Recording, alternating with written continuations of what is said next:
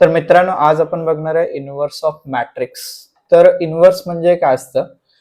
तर बघा, आपल्याला माहिती आहे की नंबर मध्ये आता नॉर्मल एखादा नंबर 5 नंबर असेल तर त्याचा जो रेसिप्रोकल असतो, ठीक आहे, त्याचा रेसिप्रोकल असतो 1/5. तर रेसिप्रोकल का म्हणतो? कारण की 5 इंटू जर 1/5 केलं तर 5 ला 5 कॅन्सल होईल आणि त्याचा आन्सर किती येणार? 1 येणार. सो 5 चा 1/5 रेसिप्रोकल झाला. त्याला आज आपण 5 रेस टू काय लिहू शकतो? -1 लिहू शकतो, कारण की याची पॉवर 1 आहे. जर त्याला तुम्ही न्यूमरेटरला शिफ्ट केलं तर ते 5 रेस टू -1 होईल. किंवा कोणता पण नंबर घ्या, 2/3 असेल त्याचा जो रेसिप्रोकल आहे तो 3/2 असेल आणि ह्यांचं जर आपण मल्टिप्लिकेशन केलं तर ह्याचा आन्सर येणार 1. सो 2/3 चा रेसिप्रोकल आपण 2/3 रेस टू काय लिहू शकतो? -1 पण लिहू शकतो. म्हणजे कोणत्या पण नंबरला त्याच्या रेसिप्रोकलने मल्टिप्लाय केल्यानंतर आन्सर जे आहे ते 1 येतं. ओके. तसंच मॅट्रिक्स मध्ये जर एखादा मॅट्रिक्स ए असेल आणि त्याला त्याच्या रेसिप्रोकलनं मल्टिप्लाय केलं तर त्याचा आन्सर 1 आहे. तसं मॅट्रिक्स मध्ये असा 1 असा नॉर्मल नंबर नसतो, तर 1 ला आपण काय लिहितो? आयडेंटिटी मॅट्रिक्स लिहितो. सो आयडेंटिटी मॅट्रिक्स म्हणजे असे असू शकतात 2 रो 2 कॉलमचे, किंवा असे असू शकतात. So A into A inverse केल्यानंतर तुम्हाला काय मिळणार? आयडेंटिटी मॅट्रिक्स मिळेल. किंवा ए इनवर्स इंटू ए केल्यानंतर सुद्धा तुम्हाला काय मिळेल? आयडेंटिटी मॅट्रिक्स मिळेल. तो आपल्याला हा ए इनवर्स म्हणजे एखादा मॅट्रिक्सचा रेसिप्रोकलच आपल्याला काय करायचं? फाइंड आउट करायचं.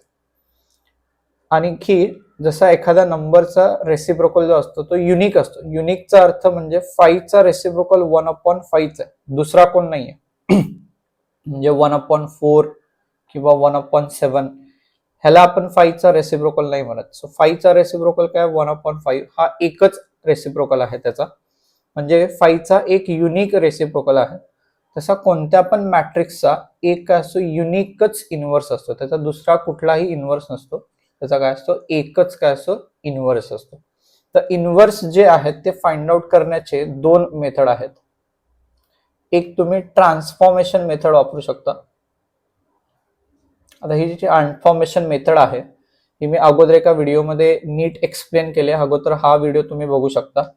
आणि नंतर दुसरी जी मेथड आहे ती ऍडजॉइंट मेथड आहे. सो ह्या 2 मेथडने आपण काय काढू शकतो? इनव्हर्स काढू शकतो. तर आज आपण फक्त ट्रान्सफॉर्मेशन मेथड जे आहे त्याच्यावरचे आपल्याला क्वेश्चन करायचे. तर त्याला चालू करू आपण की ट्रान्सफॉर्मेशन मेथड म्हणजे inverse by using transformation method. So तुम्हाला एखादा मॅट्रिक्स असा दिलेला असतो, ठीक आहे, असा काहीतरी मॅट्रिक्स दिलेला असतो आणि तुम्हाला म्हणतात की find A inverse by using transformation method. ठीक आहे, by using transformation method. So transformation पहिला आपण मेथड बरोबर बघू आणि नंतर आपण डिटेलमध्ये त्याचा प्रॉब्लेम सोडू. सो ट्रान्सफॉर्मेशन मेथड सॉल्व्ह करताना पहिला तुम्हाला फर्स्ट स्टेप घ्यायची आहे ती A into A inverse is equal to I. म्हणजे कोणता पण मॅट्रिक्स आणि त्याचा इनव्हर्स मल्टिप्लाय केल्यानंतर आय येतं, हे आपण आताच बघितलं. तर ए मॅट्रिक्स तुम्हाला आहे तसा नोट करायचा, ए इनव्हर्स जो फाइंड आउट करायचा, आणि हा 2/2 असल्यामुळे आयडेंटिटी मॅट्रिक्स सुद्धा काय येणार तुमचा? 2/2 असेल. आता याच्यामध्ये करायचं काय ट्रान्सफॉर्मेशन करून? तर हा जो मॅट्रिक्स आहे, इथे जो मॅट्रिक्स आहे त्याला ह्याच्यासारखा तयार करायचा. ह्याच्यासारखा म्हणजे हे जे इलेमेंट आहेत 2 4 8 2 हे सगळे चेंज करून काय आले पाहिजे? त्याच्या जागी 1 0 0 1 असं आलं पाहिजे. म्हणजे हा 2 1 मध्ये कन्वर्ट झाला पाहिजे, हा 8 0 मध्ये कन्वर्ट झाला पाहिजे, 4 0 मध्ये कन्वर्ट झाला पाहिजे, हा 2 1 मध्ये कन्वर्ट झाला पाहिजे. म्हणजे हा जो मॅट्रिक्स आहे तो तुम्हाला असा चेंज केला पाहिजे. सो चेंज करताना कुठल्या पण सिक्वेन्स मध्ये इलेमेंट चेंज करायचे नाही आहेत. तर पहिला जो फर्स्ट कॉलम जो काय आहे, ठीक आहे, हा फर्स्ट कॉलम हा चेंज करून तुम्हाला 1 0 तयार करायचा. आणि नेहमी एक गोष्ट लक्षात ठेवा, कॉलम चेंज करताना किंवा हे इलेमेंट चेंज करताना नेहमी पहिला इथला जो इलेमेंट आहे तो काय आला पाहिजे? 1 आला पाहिजे. 1 करून झाल्यानंतरच काय करायचा की तो वापरून हे इलेमेंट 0 करायचे.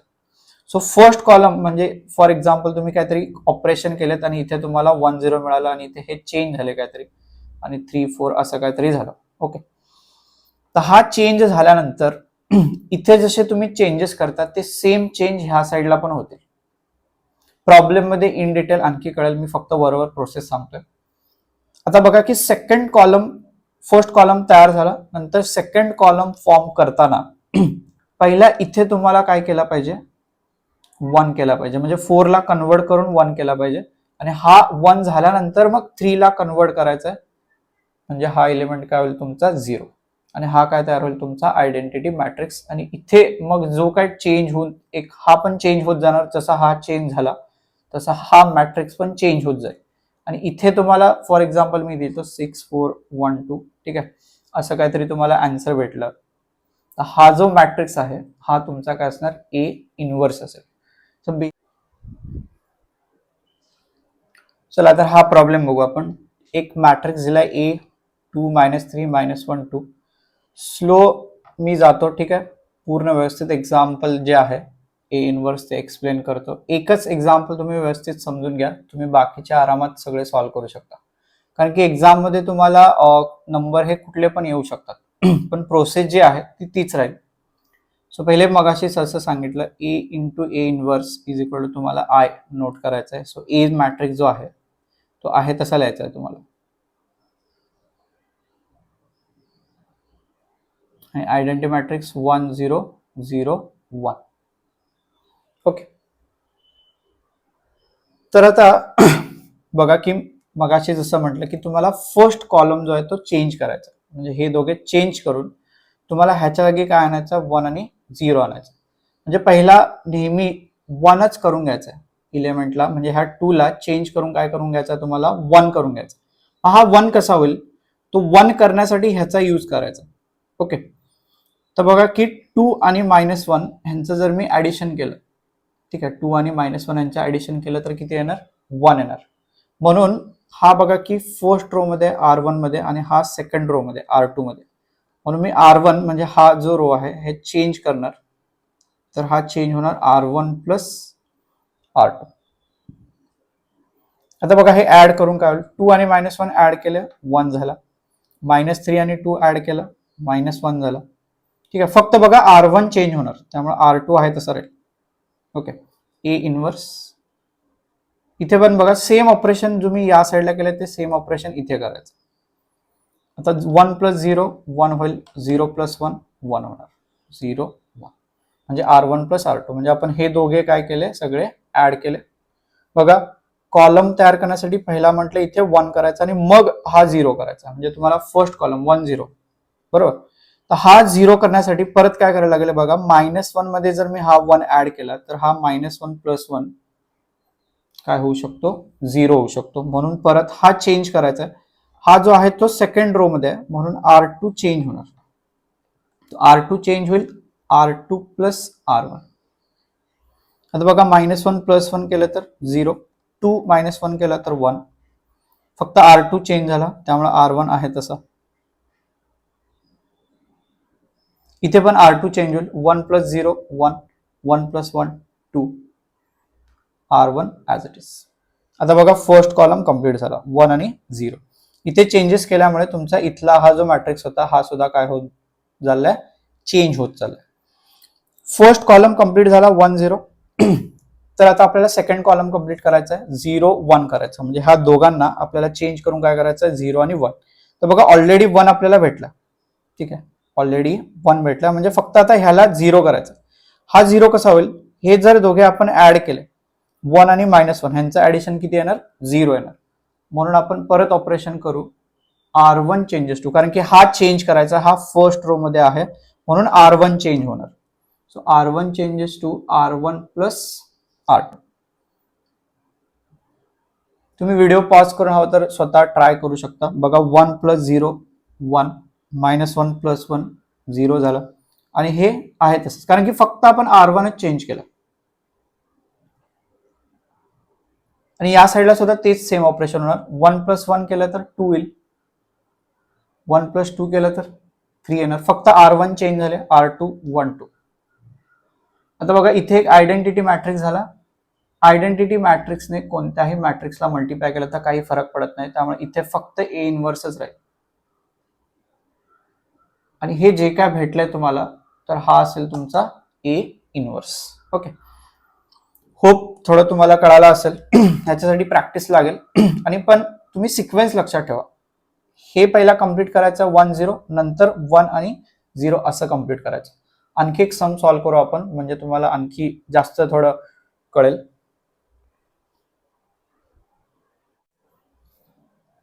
तर इथे मी एक मॅट्रिक्स घेतलाय A 1 2 3 4 आणि याचा आपल्याला काय करायचं आहे, इनवर्स फाइंड आउट करायचं. क्वेश्चन असा असतो एक्झाम मध्ये, find A inverse by using row किंवा कॉलम, काय पण म्हणू शकतात, ट्रान्सफॉर्मेशन. तर आपल्याला रो किंवा कॉलम ट्रान्सफॉर्मेशनने काय करू शकतो, आपण एखादा मॅट्रिक्सचा इनवर्स फाइंड आउट करू शकतो. तर मगाशी जसं आपण डिस्कस केलं, तर कोणताही मॅट्रिक्स आणि त्याचा इनवर्स यांचं जे मल्टिप्लिकेशन आहे ते काय येतं, आयडेंटिटी मॅट्रिक्स येतं. त्यामुळे A into A inverse is equal to I झाला. तर A ची व्हॅल्यू जी आहे ती 1 2 3 4 आहे.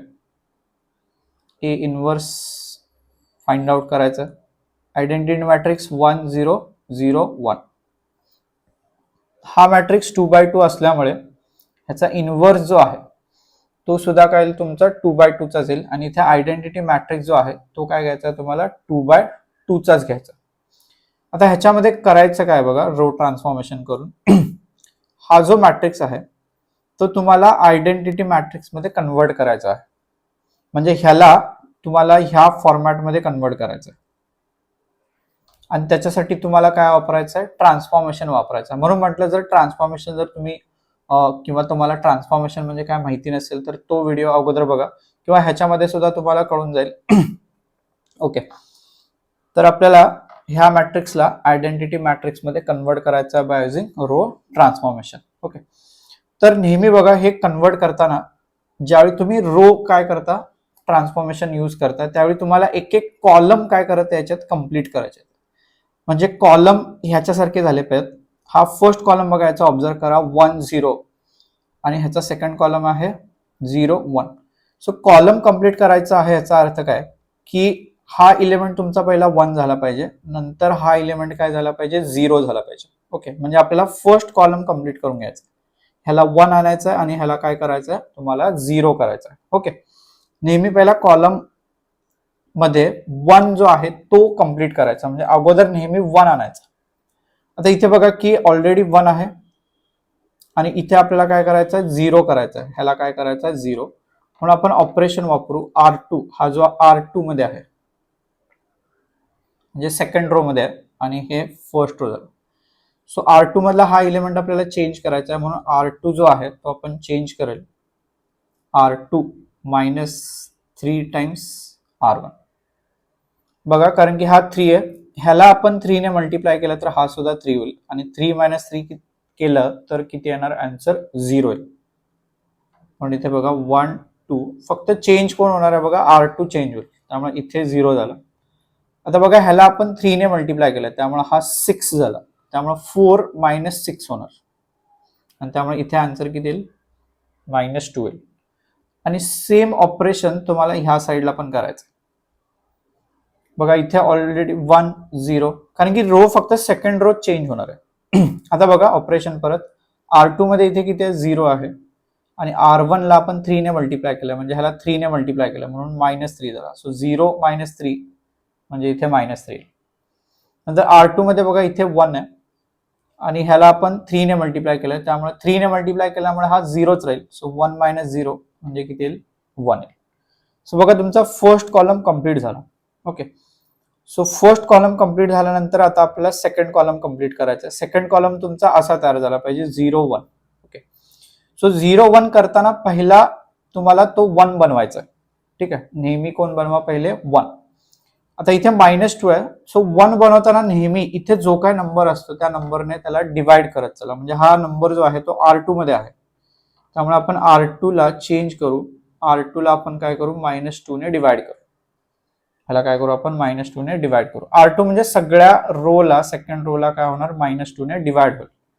त्यामुळे काय चेंज होईल बघा, फर्स्ट रो तर ऍज इट इज राहील 1 2 0. ह्याला -2 ने डिवाइड केल्यामुळे -2 - 2 बघा इथे कॅन्सल होईल, त्यामुळे ह्याचा आन्सर किती येणार, 1. 1 0. आता इथे सुद्धा तुम्हाला -2 ने डिवाइड करायचं. ह्याला जर तुम्ही -2 ने डिवाइड केलं तर हे मायनस मायनस साइन कॅन्सल होतील, त्यामुळे इथे फक्त 3/2 राहणार. इथे -2 ने डिवाइड केलं तर हे तसंच राहील, -1/2 राहील. ओके. सो बघा आता इथे आपला सेकंड जो कॉलम होता त्याच्यामधला 1 कम्प्लीट झाला. आता मी म्हटलं तुम्हाला ह्याच्यासारखं करायचं, म्हणजे इथे 1 झाला.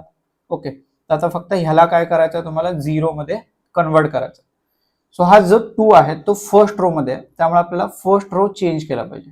सो फर्स्ट रो आपण चेंज करेल, R1 -2 टाइम्स काय करेल आपण R2, कारण की ह्याला 2 ने मल्टिप्लाय केल्यावर 2 होईल आणि हा 2 - 2 किती होणार, 0. तुम्ही हे डायरेक्ट लिहून टाका 1 0 0 1, कारण की आपण तेच करण्यासाठी, हा 0 करण्यासाठी हे ऑपरेशन केलंय. A inverse. इथे जरा तुम्हाला कॅल्क्युलेशनला केअरफुली करायला लागेल. बघा आपण R1 चेंज करणार आहे, ते R1 किती आहे बघा 1. हवं तर तुम्ही कॅल्क्युलेशन जे आहे ते कडेला लिहू शकता 1, आणि बघा R2 ला आपण 2 ने मल्टिप्लाय केलं, जर ह्याला आपण 2 ने मल्टिप्लाय केलं तर इथे 2 2 कॅन्सल होईल, त्यामुळे फक्त 3 राहणार. त्यामुळे 1 - 3 म्हणजे किती झाला, -2. बघा परत R1 मध्ये किती आहे, इथे 0 आहे. R2 ला कितीने मल्टिप्लाय केलं आपण, ह्याला 2 ने मल्टिप्लाय केलं, इथे 2 ने मल्टिप्लाय केलं तर परत 2 2 कॅन्सल होणार, -1, त्यामुळे -+1 होईल. म्हणजे काय झालं बघा की हा जो आहे हा तुमचा आयडेंटिटी मॅट्रिक्स तयार झाला. ए इनवर्स -2 1 3 2 -1 2, आणि आयडेंटिटी मॅट्रिक्सने कशाला सुद्धा मल्टिप्लाय केल्यावर तोच मॅट्रिक्स राहतो, म्हणून इथे फक्त कोण राहणार, तुमचा ए इनवर्स आहे. सो हे जे काय आपल्याला भेटलंय हे आहे तुमचा ए इनवर्स, आणि हे जे आहे हे आपण 2/2 साठी बघितलं. असं सेम आपण कशासाठी करू शकतो, 3/3 साठी करू शकतो. ओके, सो परत एकदा बघा की सिक्वेन्स खूप इम्पॉर्टंट आहे. सो सिक्वेन्स मध्ये नेहमी तुम्हाला पहिले फर्स्ट कॉलम कम्प्लीट करून घ्यायचा आहे. कम्प्लीटचा अर्थ आता तुम्हाला समजला असेल. तर कम्प्लीट म्हणजे फर्स्ट जो काय कॉलम असेल, ठीक आहे, हा जो कॉलम असेल हा पहिला तुम्हाला 1 0 मध्ये कन्वर्ट करून घ्यायचा आहे. नंतर ह्या कॉलम साठी पहिला इथला एलिमेंट 1 करून घ्यायचा आहे आणि मग 0 करायचा. 3/3 साठी हाच सिक्वेन्स असणार. पहिला तुम्हाला इथे 1 करायला लागेल, मग खालचे 2 0 करायला लागतील. मग सेकंड कॉलम साठी हा 1 करायला लागेल, मग हे 2 0 करायला लागतील. आणि थर्ड कॉलम साठी हा पहिले 1 करायला लागेल आणि मग हे 2 काय करायला लागतील, तुम्हाला 0 करायला लागतील. ओके,